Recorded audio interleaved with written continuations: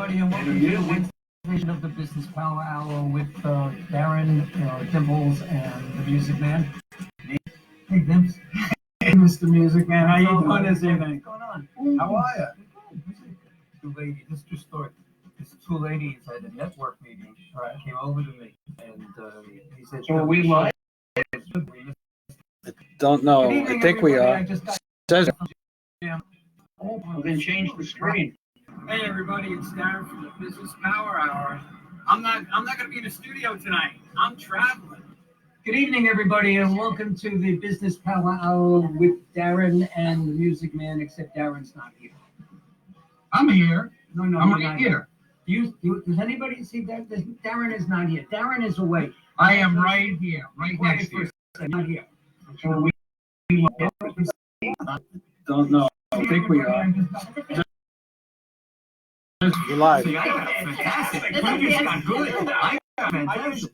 Show's about him, so let's focus on it. Oh, Jesus. Oh, Jesus. Are we good? there we go. I can't see it. Okay. Smother it. So, I think you guys are really about that. It's making noise. It's making music. Is it? Yeah. That's so sweet. That's so sweet of you, Darren. By the way, this is Darren, the Yankee there's no picture. station. It's a Thank Yankee you. station. I'm watching it on Facebook, Norm. We're live. Yeah, but there's nothing on Zoom. What's going on? I don't know. Just wait. Get You know an what? exterminator. It's that time of year where you get the bugs. As long as we don't have bees. Oh, That's what. We have a lot of undulations out in the fields. Undulations. Is that a one? What the hell is undulation? Fred, don't use big words. Right? Help. I'm watching on Facebook. Yeah, but we can't see it. Consider that a good question, There you go. Pythons and brains. I think we should do this tomorrow. What do you guys think? Show's about him, so let's focus on it. Hey, give me some loving. How are you, Music Man? Hello, Darren. How are you? I'm fantastic. I'm absolutely convinced. I'm absolutely convinced that you got some kind of brain damage. There's my pitch. I'm telling you about any clue, then. Okay, we're gonna be going in a second, Norm. Relax. Seeing interview by Darren and the Music Man. Ladies and gentlemen, Darren Siafi and Norman Wasserman. Let's do this. Yeah.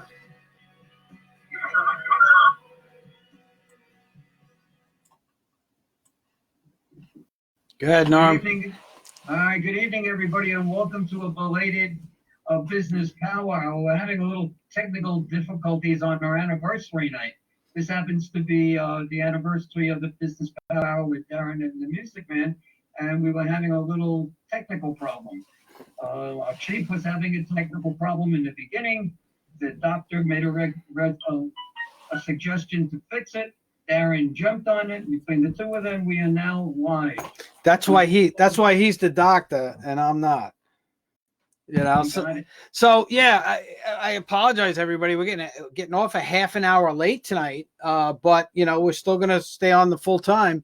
We're not gonna cut the show short by any means. And as Norm mentioned, 2 years we've been together for 2 years now doing the Business Power Hour. So I'm pretty excited. So what did you get me there, buddy? Absolutely nothing. That's exactly what I got you. So it all works out. I would have got something if I could come and see you and whatever. I would have Right. brought you cheeseburger, which is your favorite. Well, it's my favorite. Yeah. Yes. Yeah. I would have brought you some Starbucks because I know that's your favorite. So, you know. Eileen told us that we were talking behind the opening. So now, Eileen, everything is working well. It's working well. Yes, we were talking behind the opening. I was trying to keep Norm quiet, but I just couldn't do it, Eileen. But thanks for hanging in there, Eileen. And Keith Ray and the Docimo family and the McGowan family and friends. Yep. And everything. By the way, who is the Docimo family? Who is Sal Docimo? But thanks. Is Fred McGowan and why don't we discuss that and welcome Well, you to the show? Yeah, like we said last night, for those of you who tuned in last night, and what we talked about last week is, with COVID going on and everything like that, one of the things that we wanted to do was bring on people that are actually in the middle of this. And, they're touching this every day. A couple of weeks ago, we had some people that are involved in it, but not to the level that these gentlemen are. And we have Dr. Docimo and we have Chief McGown from Mastic Beach Fire Department coming on in a couple of seconds. But these are frontline guys. These are guys that are out there every day touching this thing, working with this. And when you see the doc, you're going to see he's going to tell a story about, what he has to go through, because there's a different side of it. We're thinking about the patients, but the people taking care of them are going through a lot of stuff too. So let's welcome, Dr. Docimo and Chief McGown to the show right now. And Welcome, guys. Welcome, gentlemen. You just got to start your video and you should be there. There you go. Hey, Doc, how are you? How are you? We got the doc. I don't see the chief. I don't see the chief either. I asked him to start his video. Chief, see the button says start your video? I think you're coming on now. There he is. Hey, Chief, how are you? All right. All right, we're rocking and rolling now. This is it. So tonight's been an adventure with technology. We had first the chief lost his internet. We didn't think we were going to have him on time. He came right back right before we were supposed to open, and then Zoom wouldn't connect to Facebook. And the doc came up with a very inventive way of getting us on air, and he did a great job. We want to thank him for that. That's why he is the doc. Now, Dr. Docimo, am I allowed to say where you work? Absolutely. Okay, so you are with Stony Brook Medical Hospital, I should say, Medical Association, and you've been there now for a couple of years, and I'll get into wait. how I met you. Hold on. Later on. Doc, you've only been there a couple of years. Was he your first exposure to Stony Brook? No, he was not. But he was a big enough exposure.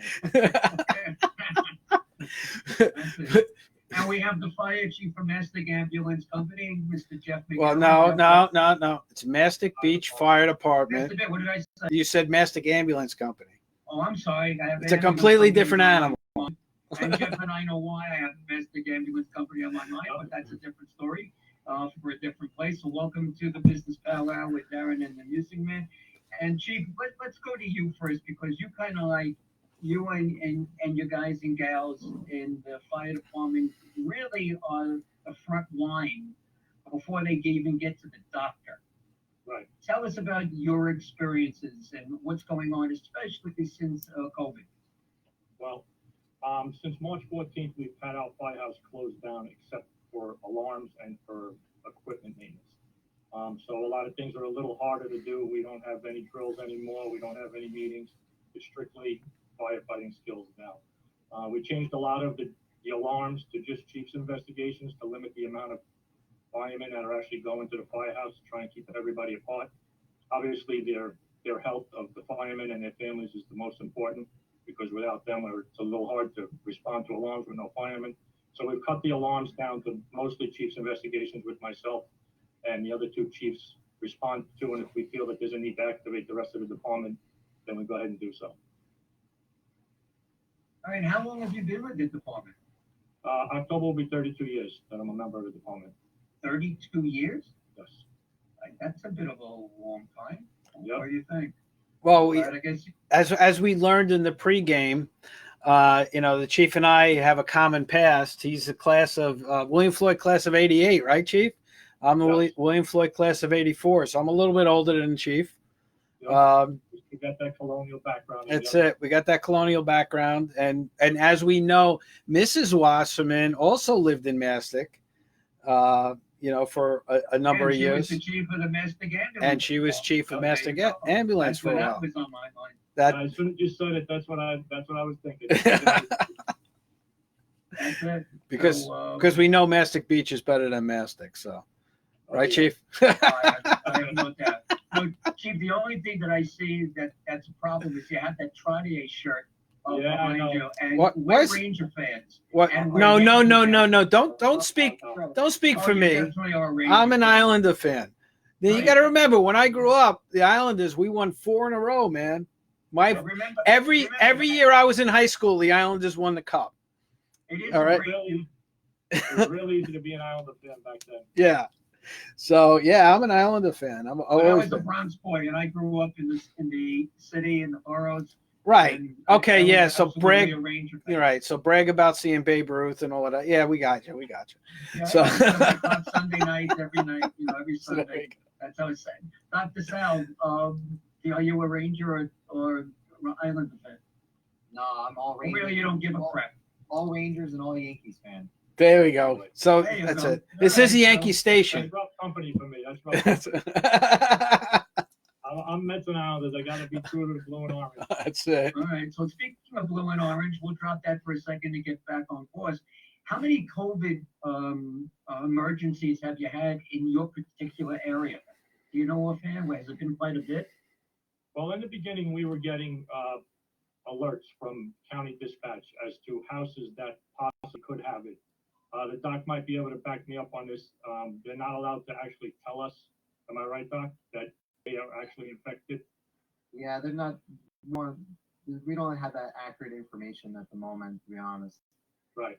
So when But- we were responding to the houses, there was the possibility based on the caller and the symptoms that they gave, but there was no definite confirmation that they had it. So we were going in there blindly.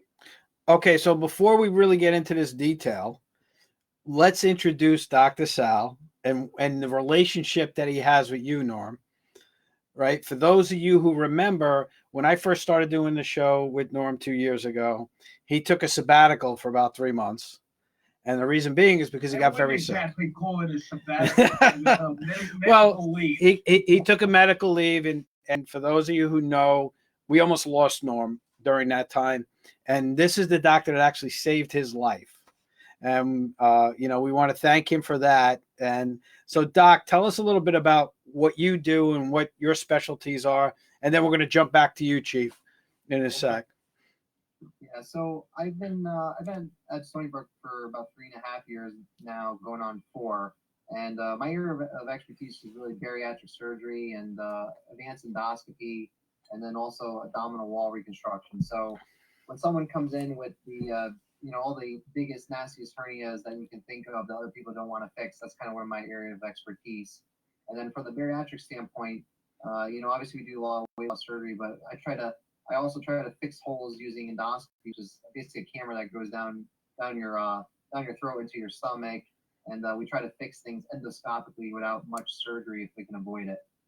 Now, let me just take a break for a second, because I got to tell you how God works. It was August 1st, 2018. Mm-hmm. I get this horrible, horrible pain in my stomach while I'm in the home. It was after 5. I never was in pain like this in my life. We go to an outpatient clinic. He takes an X-ray. He says, immediately, do not go home, do not do anything, go right to the emergency room. So we get in a car. My wife is driving. We get to Stony Brook. I go into the emergency room. I am besides myself. I mean, I'm freezing. I'm shaking. I'm weak. I'm dizzy. Anything. My stomach is out of control. They wheel us back and ask us to wait. I pass out. I am absolutely out. The next thing I know, I am in the recovery room a few hours later. And if I'm not mistaken, at the time that I got wheeled into the operating room, nobody really knew exactly what you were going to operate on. Is that correct? Yeah, it wasn't too clear what was caused it. We had an idea of what was going on, but we didn't know what the exact cause was. So, But we found out that I had a perforated bowel and was septic. yes. And it was pretty serious. And 3 or 4 days, it was implied that's all I had before I was gonna go on to Concerts in the Sky. And you saved my ass. Whatever it was that you did, I was there for quite a while. We were there for 3 different times for a total of about 3 months. And then we finally, you guys and your antibiotic area, your what would you call it?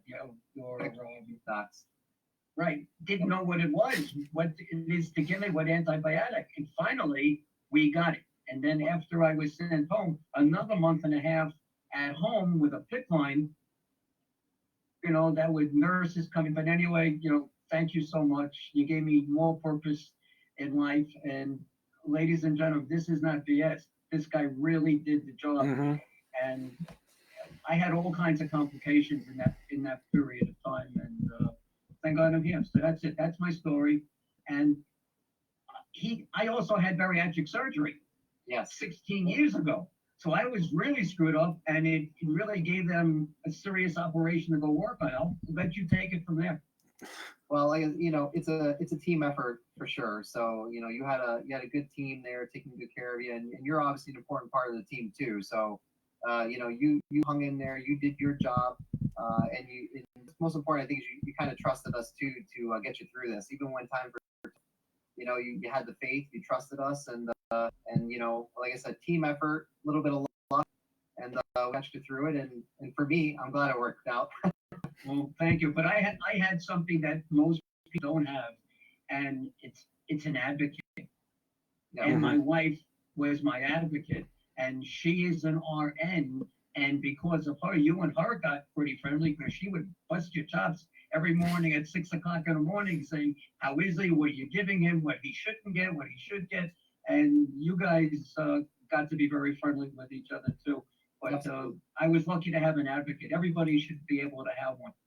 Well, I think that's the most important thing. I mean, at the end of the day, we can do our very best, but when you have someone who's watching out for you, when you have, like you said, when you have someone who's an advocate, it definitely is, at least from your standpoint, because there's times when you're there and you're kind of out of it, and it's nice even from a physician standpoint to have someone to talk to, and really kind of get the lowdown in terms of what you were going through before this, during this, and so she was an angel by your side for sure, and I found to know her.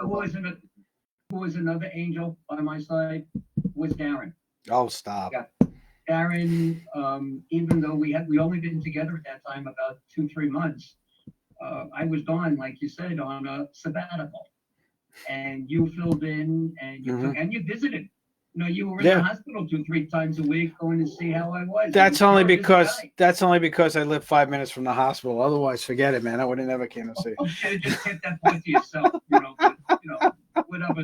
No, I did when you were transferred into that assisted living facility or the nursing home there for a little bit of your recovery. If you remember, all the way in Nassau County, I stopped in and saw you a couple of times too. No, you did. Yeah, but no. There were a few people that did just do that, which is interesting because you said I had an advocate. Mm-hmm. Now with the COVID virus, people don't have advocates. They can't see their family and so on. And you go through this, I guess, a bit too, but you do it just to a point, and then you turn it over to the hospital. The one question I want to ask the chief is, now every call that you go on, there's always that potential of somebody having COVID, right? So what precautions are you guys taking before you walk in the door? Well, any call we get where we have to interact with people, it's going to be assumed that they have it, whether there's symptoms or not. It's always better to assume and be overprotective than underprotective. We have PPE stations set up around the firehouse, around the truck bays. And when the firefighters respond to the firehouse, as soon as they come in the firehouse, they have to put their rubber gloves on and their face mask, and they can't get on a truck until they have that safety equipment on, along with their regular firefighting gear. Do you have enough equipment? Yes, the County of Suffolk has been great. They've been giving us everything we need. On a weekly basis, we keep getting text messages and emails. We have more supplies. Come pick them up. So that hasn't been a problem. Okay, so you're going in, you're in full regalia. You got the mask, the PPE masks, right? You got the N95 masks, I'm assuming. Yep. On. You got your rubber gloves on. And when you approach somebody, are you approaching them differently than you normally would before? Or how is that working out? You definitely have to keep a little more distance from people than we did in the past. The only problem we have is when we have motor vehicle accidents and we really have to get in with the people in the cars and stuff like that. But for the most part, any of the other calls, we are able to distance ourselves at least 6 feet. So that's one of the things we're doing. Another thing that we're doing is we are also cutting down on the manpower on each vehicle. Instead of loading a truck up, we're going with half staff, and instead of just bringing one truck with 5 guys or 6 guys on it, we're bringing multiple trucks with less guys on it just to distance everybody from each other. So it's creating other problems that you really didn't anticipate, right? Manpower issues, things like that. And like you said, car accidents was probably one of the most common calls that you guys go on. Yeah, but there are not too many on now because there's not too many cars. Yeah, there's nobody on the Believe it or road. not, we've been getting a lot of car accidents lately. I don't know if the people that are actually on the road are just feeling freedom because there aren't as many cars on the road, but we have been getting a decent amount of car accidents lately. Well, William Floyd Parkway is a racetrack, isn't it? Yep. Yeah, we get a bunch of them when we employ. Yeah, it always was like that. Dr. D, when the EMTs bring the patients into the hospital, you're a surgeon. Yes. When is your first contact with these people? You have a different responsibility now than because you're not doing those kind of surgeries anymore.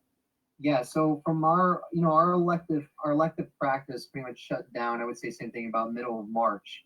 And since then, our biggest role has really been covering any emergencies. So obviously, any bariatric emergencies, any general surgery emergencies that come in, if we're on call, we're on the front line for that. So once the EMT brings a patient to the hospital, they'll usually be assessed and evaluated by the emergency room physicians. And then at that point, if it's a surgical, pathology or something surgical in nature we can help with, then they give us a call and we go down to the ED. We examine the patient, check all the imaging, check their labs, and if there's something that we can take care of in the OR or manage, conservatively, we'll do that. Can you give some examples of some of the things that you do? Sure. So from an emergency standpoint, if we get anything such as appendicitis, infection of the gallbladder, which is acute cholecystitis, if we get perforated bowel or bowel obstruction or anything along those lines, something that's also lead, an abscess, anything that can also lead to some type of septic presentation, anything surgical from those perspectives, we take care of, whether they're COVID positive or COVID negative. Okay. Do you have enough PPE equipment too in the hospital for everybody? Yeah, they've been great. Stony Brook's been great. We've gotten donations from local communities, and we've been pretty good from that standpoint. So that really has not been a problem. Like every other institution throughout New York and throughout the country, we've definitely been obviously more conscious about using them. When's the appropriate time to use them? If they're not soiled, reusing some of the PPE. But we don't have any issues there from our stockpile. We've been pretty good with that. So let me. Did you ever have issues in the hospital? Me personally, I've never had. No, the nurses in the hospital or doctors. Was there a shortage at a particular time? Honestly, from my perspective, I never saw it. Really, I never experienced it myself, and I think overall we've been pretty good with it, pretty lucky, and we've been managing it really well. And I have to say, we were really getting prepared for this early on, so I think that really paid dividends down the line for us. When did you start getting the equipment? When were you aware of it? When were you made aware of this? I would say probably in February. It was on our minds, and at the time when March hit is when this was at the forefront and we were already starting to plan. But even up until February, we were already pretty aware of it and starting to work on things. So like Doc, said, by early March, we were talking about stopping our elective practices already. So Doc, let me ask you this question. Everybody talks about these masks and how long you should have them, and so if somebody gets an N95 mask, they're very hard to get right now, right? Yes. So if I have an N95 mask, how long can I wear that before I have to dispose of it? So the manufacturers will tell you, in all honesty, it's a one-time use. Mm-hmm. You wear it, you wear it for a few hours max. Once it starts getting moist, then you're a little bit higher exposure rate. So N95 means basically you're supposed to filter 95% of the particles. Mm-hmm. But as time goes on, as that material gets more and more wet from your breath, it's not as effective. So, but at that point, it really should be discarded. I mean, that's the manufacturer's recommendation. But right now, we just don't have that luxury to do that. Mm-hmm. So the reality is, what we try to do. I mean, me personally, I can tell you what I do.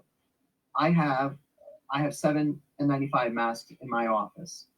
I literally labeled each one Monday through Sunday, and whatever day I go in, that's my mask for the day, and I wear it. At the end of the day, I take it off, I hang it up on a wall, and I let it dry out.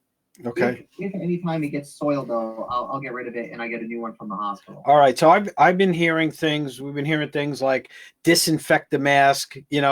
Spray with disinfectant, let it dry out, and then use it again. Is that recommended? It depends. So at our hospital we have a facility that will take our masks and actually they'll disinfect it. They have some proprietary method that they use to disinfect the masks. I don't really know all the mechanisms behind it, but from a home, if you're at home, I really can't tell you one way or other what to do because nothing has really been proven. Like I can't tell you to take Lysol and spray it and it's going to be fine. No one knows. I mean, that's at the end of the day, no one knows the right answer. Right. But like I said, at the hospital, they have a company that's been taking some of the masks and disinfecting them, and they've done their own lab studies, and things look pretty good. Okay. So that's what we've been doing at the hospital. But at home, there's really no home remedies. I mean, you can find various things. I mean, some people will say put it in the oven for a little bit of time, but The oven. We're making up these things as we go along a little bit. Like Right. disinfecting N95 didn't exist a month ago. Like the method to disinfect the N95 was on nobody's mind a month ago. You gotta be careful on the disinfectant that you use too, because if it's the wrong one, you breathe it in, you're not in too good a shape. That's poison too. I want to Go ahead. redirect to Chief for a little bit because I got a question about Chief. Are you finding, are there members of the department that don't want to go out because of the fear of COVID? We haven't had any members that have come to us and said, I'd like to stay home. We have some that we recommended that they stay home. Our fire police unit is mostly retired guys that are a little more susceptible to it. They're a little up there in age. So we limit what they go to just to keep them away from us. There's a couple of guys that ride with us and also with the ambulance company. So we told them to kind of just keep riding with the ambulance company and don't worry about the firefighting end of it right now.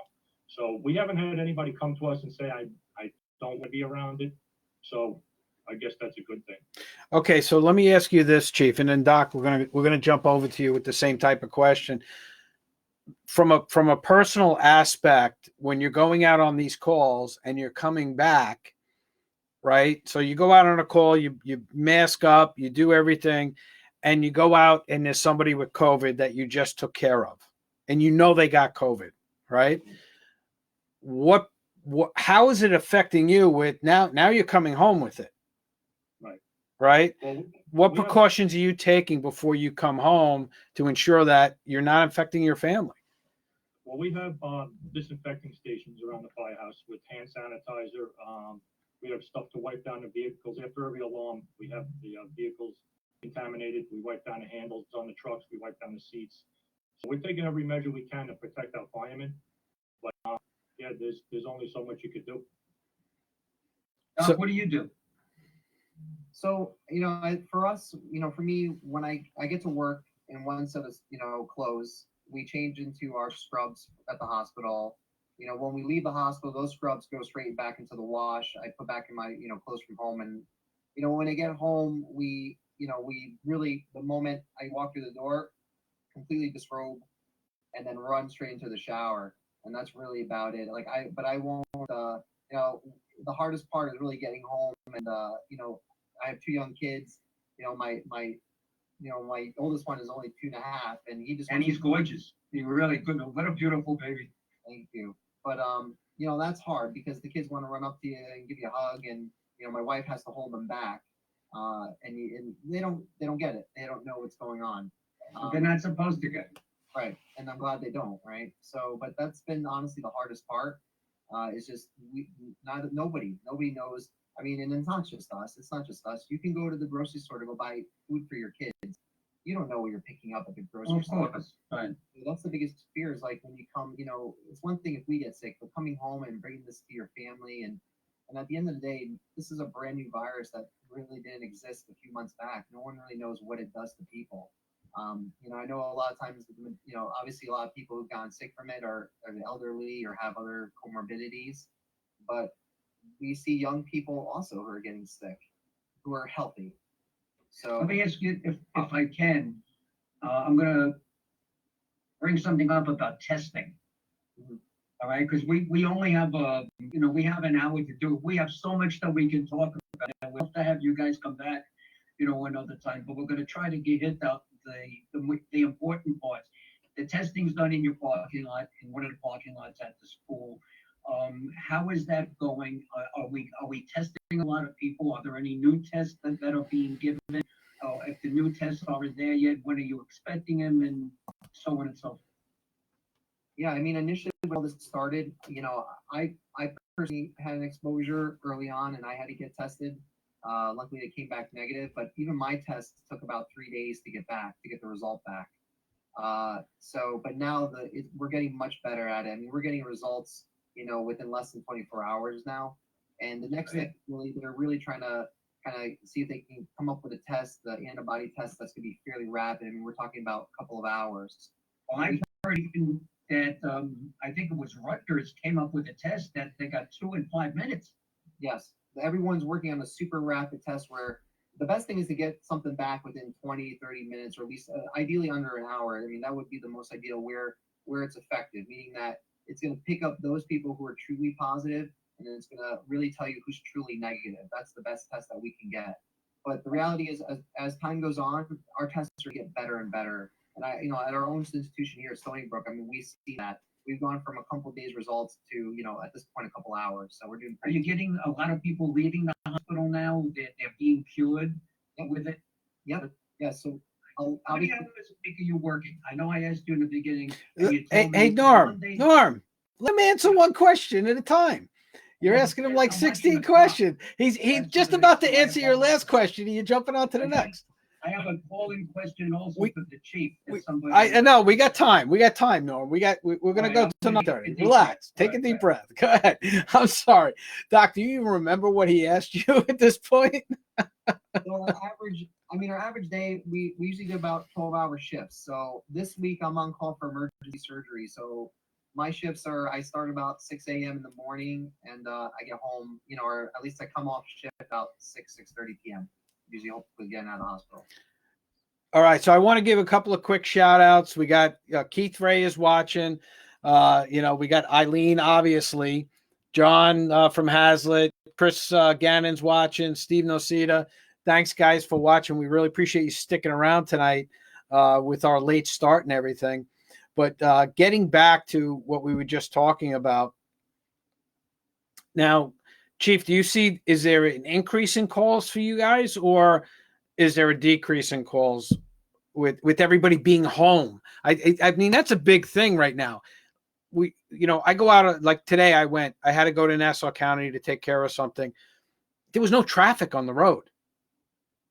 I literally was doing 70 miles an hour, 75 miles an hour all the way into Nassau County, never hit the brakes once. And this was at 9:00 this morning, so I mean, are you finding that there's an increase in calls because everybody's home? Well, the one increase in calls that we definitely have been having is open burns, because I guess everybody's bored, everybody's cleaning their yards up, and they all decide that they're going to burn it all in their backyard. So that has been one of the biggest call volumes that we've had, is open burns in the backyard. The neighbors call because they're getting smoked out or whatever, and that's what we've been responding to a lot of. We have had a couple of house fires in the last few weeks, and like I said, believe it or not, without a lot of people driving, we are getting a decent amount of MBAs. So I want to ask you a question that's coming in from one of our regulars, Irene Corina. And she says, Chief, I would like to know how people can be prepared for an emergency. How fast does the COVID turn in an emergency? People need to be educated. How can we make their job easier when they come to our home in an emergency? So what she's asking, I guess, is if we respond to her house, what can she do to make it easier for us to respond? Is that what she's asking? Yeah, basically, how do we make it easier for you? Well, obviously, if it's a major thing, we're going to know what's going on when we pull up. If it's something that her alarm is going off or something like that, the best thing for her probably to do is to meet us outside. This way we don't have to enter the residence. Meet us outside when the chief pulls up or an engine pulls up. You know, keep your distance, explain what the issue is, and then we'll send 1 or 2 guys in to actually see what the real problem is. Yeah, Darren. Yes. I'm sorry. I just read a comment from John from Hazlitt. He's being funny. And the question that John has, and this again, he's just trying to be funny, Doc. Why? Why did you save Norm? We love it's his job, John. He got paid to do it. So That's exactly right. That's exactly right. And So- by the way, John from Hazlitt, hold on one second. John from Hazlitt, screw you. that's it.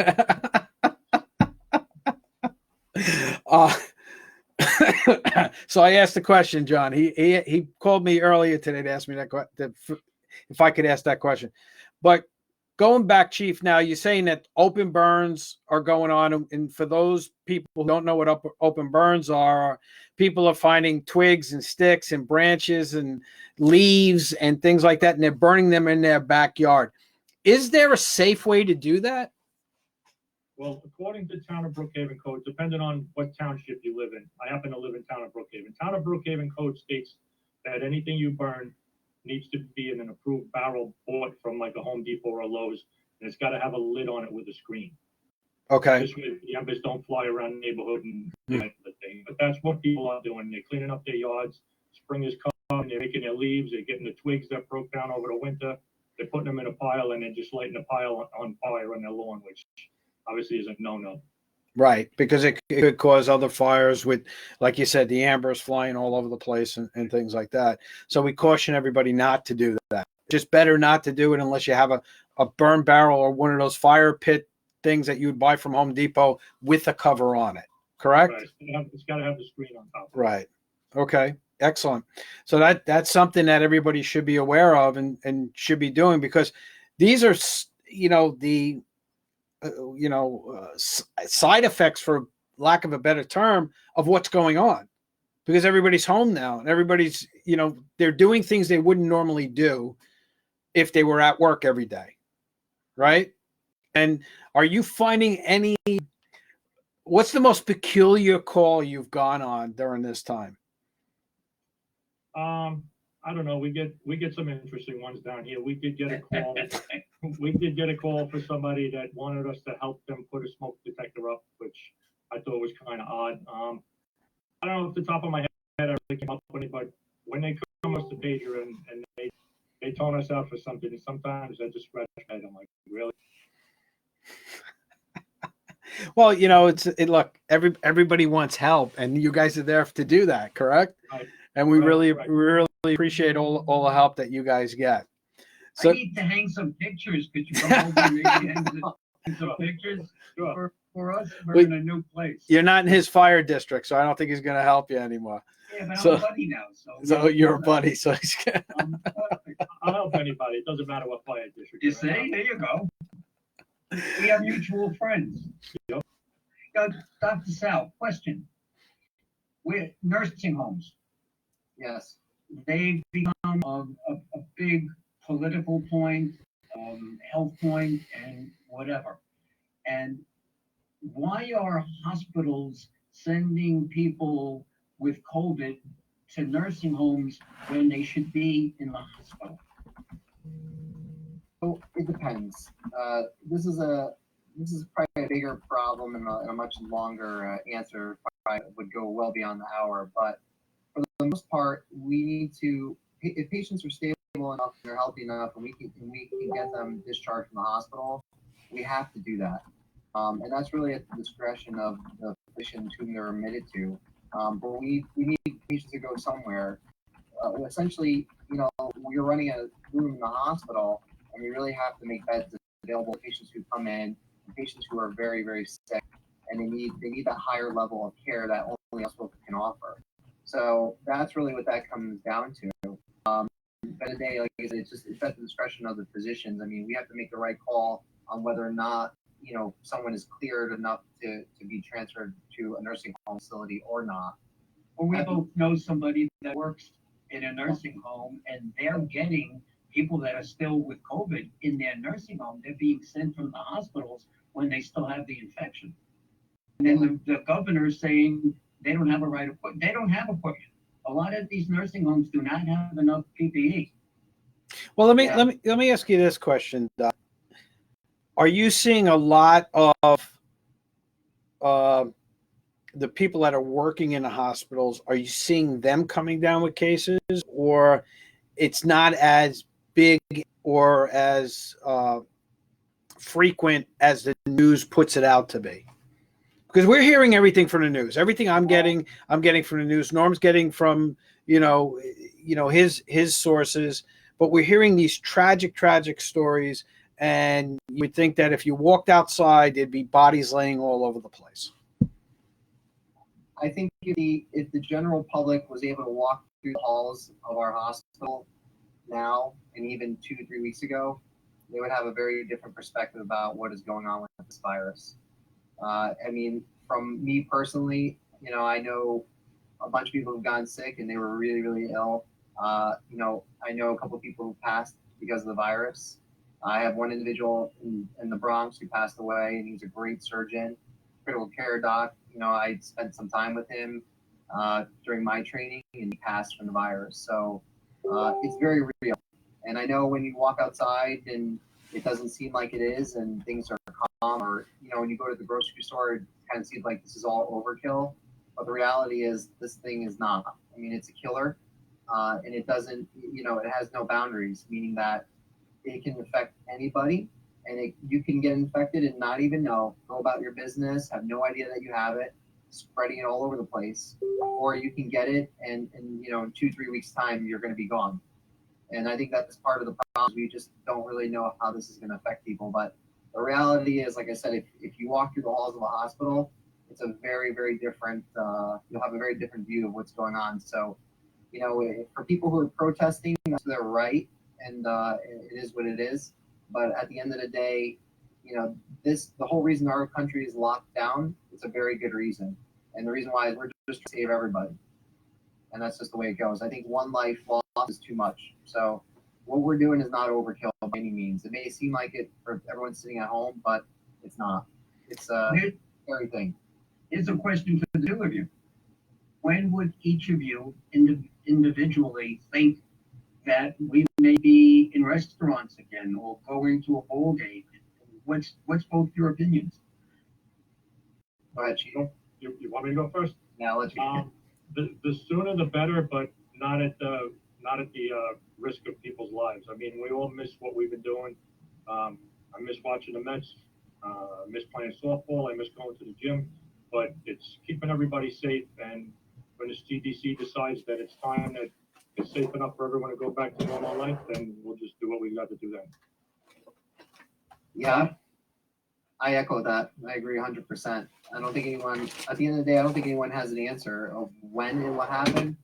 I mean, me personally, I probably, and again, this is my personal opinion, I probably wouldn't go to a restaurant or go to a sporting event until there's a vaccine. So, Chief, you're a Mets fan, right? So and I'm a Yankees fan, but I have this authenticated Pete Alonso signature ball, right? That everybody can see. Real deal. It's a real deal. Real deal. It's a real deal. It's authentic and everything. You interested in buying it? I already have one actually that I got from the stadium. Oh, do you? Oh, so you got better than I got, but this is actually signed by him.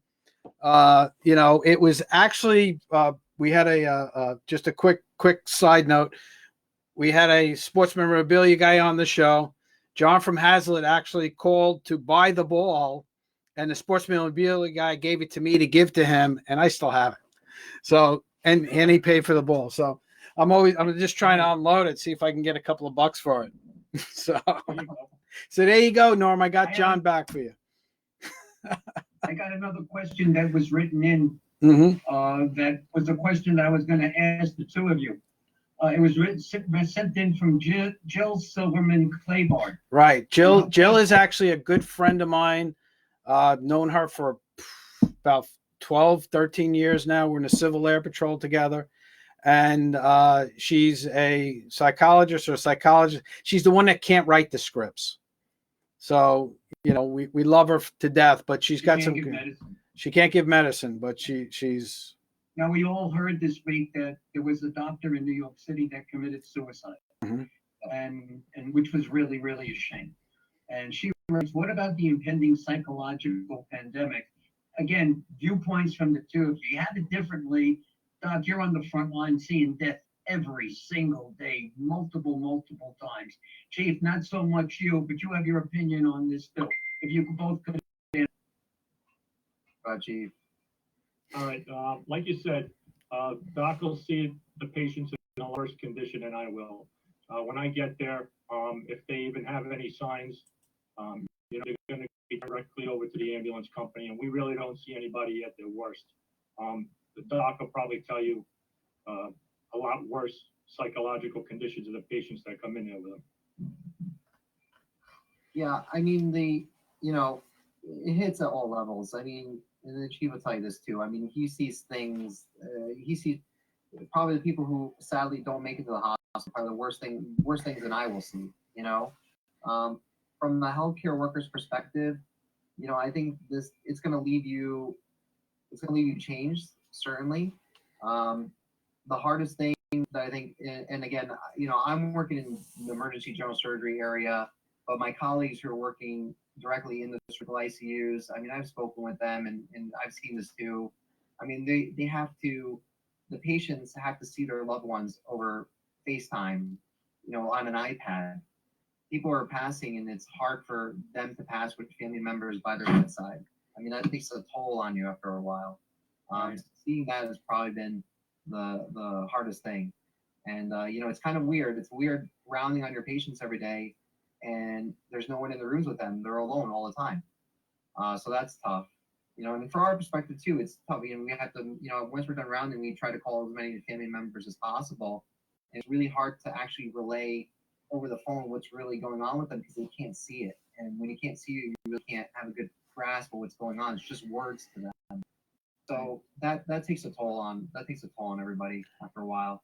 Yeah. We had somebody on the show a couple of weeks ago, Doc, that talked about how with this pandemic that's going on, you know, sometimes there's 4 or 5 people on a shift that are passing away. And, you know, most nurses and doctors don't see one see 1 or 2 every 6 months. So, you know, the volume of this stuff, not only that, and the fact that family members can't be there with them or right after they pass, that's got to take a major toll on everybody. Yeah, I mean, like I said, you know, we go into this field and you learn all these skills and you learn all this, you have all this knowledge and you try to apply it to these patients. Majority of the time it works. Majority of the time these patients walk out of the hospitals. And I think initially, you know, with this virus, we don't really know what works. I mean, we're doing studies currently. We have multiple studies going on in the hospital. We're testing multiple drugs. You know, we're changing various vent settings. You know, the critical care docs are working, you know, tireless hours trying to figure this out. And we're not there yet. And so I think that's hard because after a while you just feel really helpless. And the best you can do is you can just do your best job and give it your all. And that's really what it comes down to. And you try to apply whatever knowledge you have from the past. But, you know, it's not been working for a lot of patients, but at the other end of the spectrum, we've had a lot of really good success stories, and a lot of patients who've been really sick. They've turned the corner. They've been extubated. I mean, every day now, you know, we walk in and there's more and more patients who were intubated with this virus, and they're being extubated and they're breathing on their own and they're doing well. So, are you guys, and I'm sure you are, over the last couple of months, figuring out what treatments work and what don't, or is it really the individual? No, I mean, right now we have multiple studies that are ongoing at the hospital. And so we're just testing various medications, various, you know, vent settings, things like that to see how we can optimize their outcomes. And that's going to take some time to figure out what's. We're getting a little, Doc, you still there? Everybody's frozen on my screen here. You guys still here? Oh, uh, no. Boom. We lost everybody.